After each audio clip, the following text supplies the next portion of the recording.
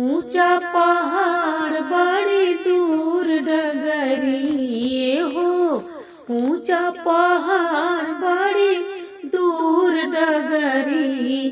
एक दिन आवते भवानी मैया मोर नगरी। एक दिन आवते भवानी मैया मोर नगरी। ऊंचा पहाड़ बड़ी दूर डगरी मैया। ऊंचा पहाड़ बड़ी दूर डगरी। एक दिन आवते भवानी मैया मोर नगरी। एक दिन आवते भवानी मैया मोर नगरी। थरिया लवंगिया और अड़हुल के फूलवा। शेरा वाली मैया जी आई है अंगनवा। थरिया लवंगिया और अड़हुल के फूलवा। शेरा वाली मैया जी आई है अंगनवा। जलवा चढ़ावे हम बार गगरी जी। जलवा चढ़ावे हम तकर गगरी।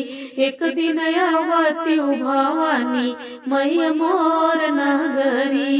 एक दिन आवते भवानी मैया मोर नगरी।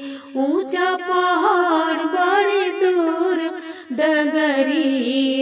ऊंचा पहाड़ बड़ी दूर डगरी। एक दिन आवते भवानी मैया मोर नगरी। एक दिन आवते भवानी मैया मोर नगरी। हलवा पूरी के भोगवा लगबे।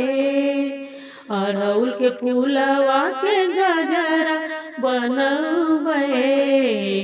हलवा पूरी के भोगवा लगबे। अड़हुल के फूलवा के गजरा बनबे।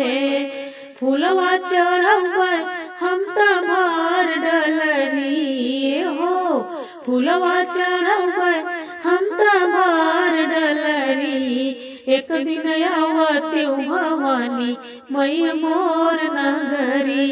एक दिन आवते भवानी मैया मोर नगरी। झालर मोतिया से सजिया सजबे। मैया जी के अपने हो पारा बैठबे। झालर मोतियन से सजिया सजबे। मैया जी के अपने हो पारा बैठबे। बेनिया डोलबे हम रात सगरी हो। बेनिया डोलबे हम रात सगरी। एक दिन आवते भवानी मैया मोर नगरी। एक दिन आवते भवानी मैया मोर नगरी। ऊंचा पहाड़ बड़ी दूर डगरी।